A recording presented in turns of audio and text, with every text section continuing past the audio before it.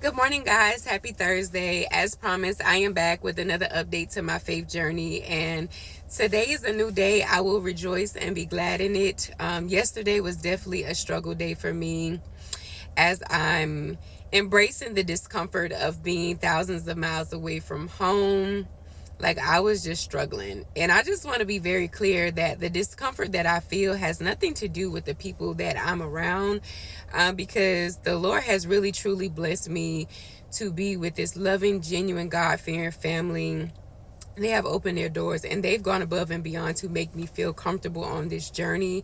In fact, the other day we was literally all sitting down at the table as one big happy family having Bible study. And so I couldn't ask to have been aligned with more loving, genuine, God fearing people. And so it's definitely not that. But I found myself in this space yesterday where I'm just missing home. I'm missing my children. I'm missing my grandson. I'm missing my fur babies. I'm missing my loved ones. I'm missing just what feels familiar.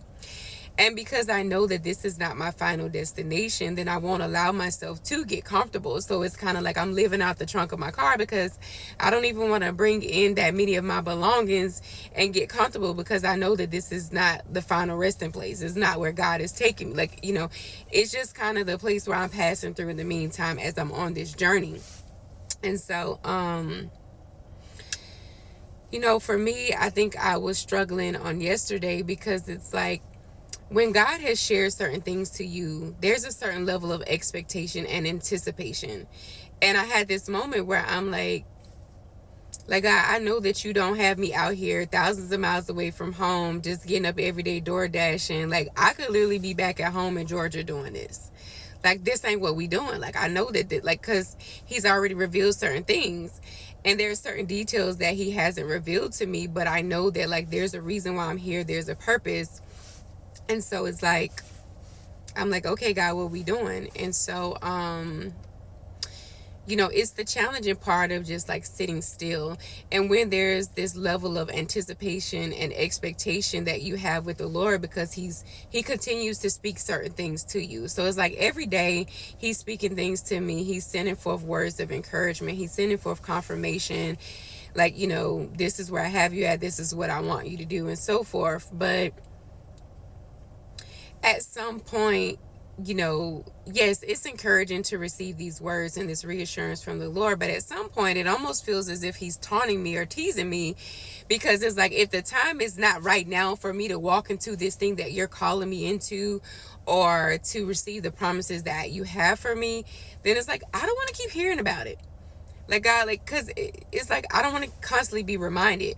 When God keeps reminding you and the things that you're seeing look nothing like the things that God is saying, it's like, no, like, I'm good. Like, I don't want to keep hearing about it. And so that was the moment that I was having with the Lord. So I'm sitting there waiting on a DoorDash order to come through, and I'm writing in my journal, and I'm just like literally there bawling, crying, because I'm just like, God, I'm ready to go home. I am over this. I'm feeling defeated. I'm tired. I'm exhausted. Like, I'm doing all the things. And there comes this point where you realize that, like, there's no amount of praying and fasting that you can do to move God's hand. It's like, when he has you sitting still, it's nothing that you can do. So you feel defeated. You just, like, you surrender. You throw your hands up and like, you know what, God? Because you realize that, like, you're not in control. God is in control. So you have no choice but to surrender to him. You have no choice but to embrace the discomfort. And when you're dealing with a certain level of rejection and opposition on this journey, and then you're just like, it just doesn't make sense, because it's like, God is aligning you with certain things and people and so forth. And it's like, but why do I have to deal with this? And so now you have to literally sit and embrace the discomfort. But what I had to realize is that, like, where God is taking me, he knows that there's even more. And so if you can't deal with the rejection of those closest to you, then you're certainly not going to be able to deal with the rejection of those. Like, once you can master this and handle the rejection from those closest to you, then you can handle the rejection from any and everyone else. So I realized, like, that's what God was showing me. That's what he's trying to teach me, in this journey. So I'm having this moment where I'm sitting there. But God is such a good, amazing God, because, like, he just continues to show up. And one thing I love about God is when I'm having these moments where I'm feeling this way. Like, the Lord allows me to be in my feelings. He allows me to have these moments, and he doesn't coddle me. He'll acknowledge that that's how I feel, but he's not going to coddle me. He's just kind of like, but you'll be okay. You're going to get through this. And I'm like, okay, God. And it just really strengthens me. And, you know, so here I was having this moment where it made me think about how the Israelites, they were like walking, they were stepping into their promised land, but they had this moment where they were kind of wanting to go back to Egypt. They were wanting to go back to what's familiar because they didn't want to face the unknown, the uncertainties. And so I'm like, that's totally me. Like, that's me in this moment, because it's kind of like I want to go back to what's familiar. And when I say what's familiar, I'm not by any means speaking of my life of sin. Like, I thank God for delivering me from a lifestyle of sin. And I definitely ain't trying to go back to that, because like that was one of the best things that he could have done. But I'm saying, as far as me being back in an environment, one that kind of feels safe, but at the same time, it's like, girl, you asked God to allow you to, like, to deliver you and to allow you to not no lack anymore. You wanted to break these generational cycles, and so this is part of that. This is his way of taking you to the promised land so that you can receive these blessings that he has for you. And so it's like I didn't come this far to just give up and quit. Like, I didn't come this far to not see this thing through. And so I'm determined to just keep pushing past the discomfort. And so let me just say that how God is such a good and faithful God, and how he just really truly blessed me on yesterday. So I'm having this moment where I'm in my feelings. I'm sitting there soaking, and I'm feeling just all the things. I'm feeling heavy, real heavy, right, on yesterday. Next thing you know, as I'm sitting there soaking, I get this major order on DoorDash, and it was like one store where I had like 9 customer orders, and so it definitely kept me busy. And so now I got something to do. And so as I'm doing all these orders, he's steadily sending forth words of encouragement, and so forth. And so, I'm just embracing. I'm pushing past those feelings that I'm feeling on yesterday. And it ended up being a really amazing day, because I ended up earning twice as much as I had been earning the days prior on DoorDash. But not only that, while I was sitting waiting on one of my orders, I'm sitting in my car, and one of the sisters that was at the event where the Lord had me speak at, where I was a speaker, I'm looking at my phone, and we exchanged numbers, and I get this Cashapp notification, and it says love offering. And I am just blown away. Like, I am so thankful and grateful for her obedience. Like, my heart just got overwhelmed with just gratefulness. And I was just so thankful. And I reached out to her and thanked her for her love offering. And she's like, the Lord put it on my heart for me to do this. And so I sincerely appreciate those individuals who are obedient when God tells them to do a thing. Like, words can't express how thankful and grateful I am. And although there's still several unpaid debts and bills and all the things, and but it's like I haven't even worried about that. And I'm extremely grateful and thankful, because she's not the only person. There have been other people. There was another sister, and she supports me all the time. Like, she's always commenting on my content and so forth, and just telling me how much my journey is inspiring her, and how my growth has inspired her. And she insisted that, like, I didn't acknowledge her, or give her any public recognition. And so, but I'm extremely thankful and grateful to her. And there are quite a few other people that sow, like, smaller seeds. And it ain't even about the amounts. It's about their obedience. It's about the sacrifice. It's just because they didn't have to. And so I'm extremely thankful and grateful for those who have sowed seeds into this journey that I'm on. I am, like, words can't express how grateful and thankful I am.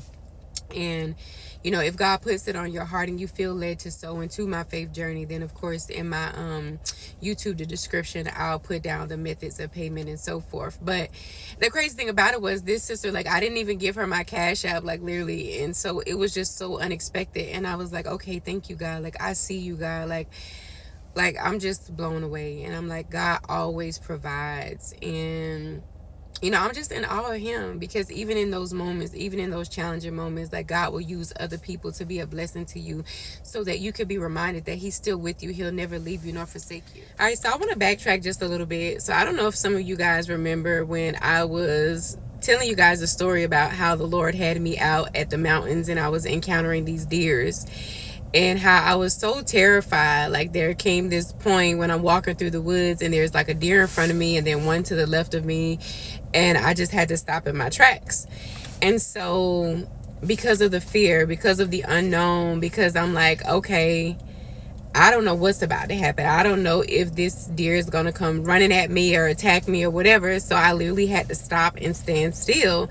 And in that moment, I was so uncomfortable. But guess what? I had to stand there and pray. And it was like I stood there for a second and I prayed. Then I opened my eyes up thinking that the deer was just going to like walk away and just run off. But he didn't. So it was kind of like I had to just really sit there and stand still and wait on God to clear the path. And then eventually, of course, as time went by, the Lord made sure that they ran back in the woods and it was okay for me to keep moving and keep going. And so that's what I'm reminded of in this moment. So like God was so intentional about having me have that moment in the woods with him, because it's like now that I'm out here and I'm on this journey, so where it's like I'm embracing the discomfort. And I realized, like, yeah, I could close my eyes and say a prayer, but that's not gonna get rid of the discomfort. That's not gonna make things just go away. I still have to stand still and wait on God to clear the path and say, okay, now it's time for you to keep moving forward. So I just gotta trust that he'll never leave me nor forsake me. I gotta trust that in these moments where he has me standing still and not doing anything, no matter how uncomfortable it gets, I just have to trust in knowing that God is working behind the scenes. And I just gotta take that moment and just stand still and wait on him. And then there are the moments where, of course, because everybody has an opinion, because people just don't really understand the journey that you're on. So I'm sure in some people's mind it's kind of like, this girl that got 14, 15 years worth of payroll experience, like, she could literally just go out there and get a job. Like, why won't she just go out there and get a job? That way she ain't got to worry about these bills that are, not being paid and so forth. But it's like, but God ain't tell me to do that. When you have been living your life your way for 4 decades, like when I have all 40 years of my life, I have been doing life my way. I have never fully surrendered to God and said, okay, God, I'm gonna allow you to lead the way. You lead me, guide me, and direct me. So now it's like, no, once I have given him a yes and fully surrendered to him, then I'm committed to that. And I'm not trying to do anything other than that. So it's like, if God didn't tell me to, then I'm not going to do it. God didn't tell me to go out there and get a job. So I'm not going to do that. And there was this moment where, of course, I was worried because one of my fears was like, because I worked so hard on my credit, I worked so hard to get to this certain place in life. And because I'm like, of course, credit is imperative. Credit is crucial to anything in life. And so I had already faced the discomfort of when I made a poor decision and got scammed by someone out of $28,000+ that put me in a whole lot of more debt, and then that made my credit score drop back down from like the sevens to the low sixes, and that like really took me to a dark place. And so on this journey, when the Lord has told me to quit my job, and now he got me all the way across the other side of the country, and I'm not like, I don't have another job bringing in more income.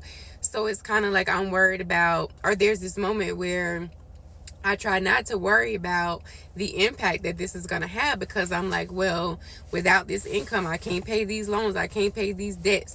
And God had been making a way for me to pay these debts that didn't even belong to me. It belonged to this guy that scammed me out of all this money. He made a way for me to pay those debts. But it's like, now that I don't have income, I'm like, God, how I'm going to pay these debts or whatever. But when I say I have such this level of peace, and yes, there's a part of me that's like, I know what it's going to do by me not paying these bills and paying these debts, because it's going to hit my credit. And so there's this moment where I'm like, Lord, like I had literally done the work and got my credit back up to like the 700s.